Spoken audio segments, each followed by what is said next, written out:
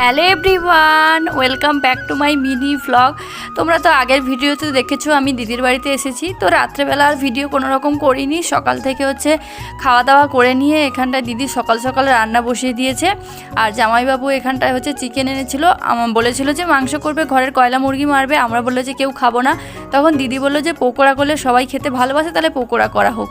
তো জামাইবাবু এখানটায় মাংস সমস্ত কিছু এনে দিয়ে চলে গিয়েছে। সেটাকে এখন আমি ম্যারিনেশন করে রেডি করে নিচ্ছি পকোড়াটা করার জন্য। আর দিদি ওদিকে বাদবাকি রান্নাগুলো দুপুরে যা যা হবে সেগুলো সেরে নিচ্ছে। তো এখানটায় আমি ডিম দিতে ভুলে গিয়েছিলাম, ভাগনা মনে করে আর ডিমটা ফাটিয়ে দিয়ে দিল। তো মিশিয়ে নিয়ে এখানে দুপুরে স্নানের হাতে সবাই খাবো বলে এখানটায় পকোড়া ভাজতে বসিয়ে দিয়েছি। আমি পকোড়াগুলো ছেড়ে ছেড়ে দিচ্ছি। আমি যেহেতু মিশিয়েছি হাত করেছি, আর দিদি ওদিকে ভেজে ভেজে তুলে নিচ্ছে। আর তোমাদের দাদাভাই দিদাকে নিয়ে একটু দিদার বাড়িতে গিয়েছিল। দিদার আসার সময় মাসিকে আর বোনকে নিয়ে আর চলে এসেছে। তাই সবাই এখানে বসে আছে, এক জায়গায় বসে বসে পকোড়া ভাজা হচ্ছে আর খাওয়া হচ্ছে। বেশ মজা লাগছিল। আর পকোড়াটা খেতে ভালো লাগছিল আর ভীষণ টেস্টও হয়েছিল।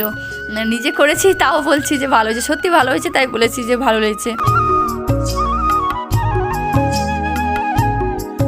আর সেই দিনে এত পরিমাণে গরম ছিল কি বলবো, সবাই পুরো ঘেমে জল হয়ে এখানটায় রান্নাঘরে বসে আছে। তো এখানটায় পকোড়া ভাজা প্রায় শেষ আর আমাদের খাওয়াও শেষ। দেখো ঘামে কি অবস্থা। তো এবার চলে যাব স্নান করতে। আর পুকুরে তো সচরাচর আমি নামি না। আর দিদির বাড়িতে এসে পুকুরে নেমে ভীষণ মজা লাগছে। যখন মায়ের কাছে যাই এরকম পুকুরে নেমে হুড়ি, আবার দিদির বাড়িতে এলে অনেক দিন পর পুকুরে নামলে তো বেশ মজা লাগে। আর সত্যি কথা আমি সাঁতার কাটতে পারি না, খুব অল্প পারি কাছাকাছি, কিন্তু পুকুরে এপাশ থেকে ওপাশে যাই না। তাই করো। হাই গাইস, আমি সাঁতার কাটতে পারি না, তাই জন্য বাচ্চাকে উড়িয়ে সবাই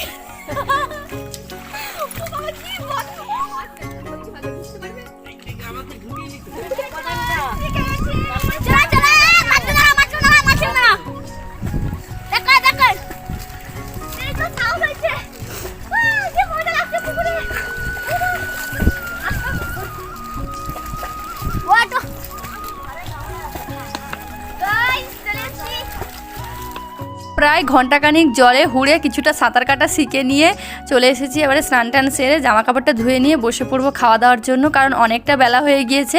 তো এখানটায় দিদির একটা শাড়ি পরে নিয়েছি নতুন। তো এখানটায় দিদা আর দিদি দুজনে মিলে ভাত বেড়ে রেডি করে নিচ্ছিল, কারণ রাত্রে পিঠে হবে। আর তাই তাড়াতাড়ি খাওয়াটা সেরে নিচ্ছে, কারণ সবাইকে আবার এই সমস্ত ব্যবস্থা করতে হবে। তো তারপরে এখানটায় আমরা সবাই খাওয়া দাওয়া সেরে নিচ্ছিলাম। অনেকগুলো রান্নাবান্না হয়েছিল। তো এরপরে বিকাল থেকে কি করছে সেটা তোমরা নেক্সট পার্টে দেখতে পাবে। তোমাদের দাদা ভাই এখানটায় মোবাইলে কার্টুন দেখতে দেখতে এখানটায় খাচ্ছে, আর দিদি মাছের টকটা করেছে পুরো এক গামলি। আর তারপরে দুপুরে খাওয়া দাওয়ার পর সবাই এখানে বসে বসে একটু আইসক্রিম খেয়ে নিয়েছিলাম, ভীষণ গরম পড়েছিল বলে। তো আজকের মতন ভিডিওটা এখানেই শেষ করে দিচ্ছি।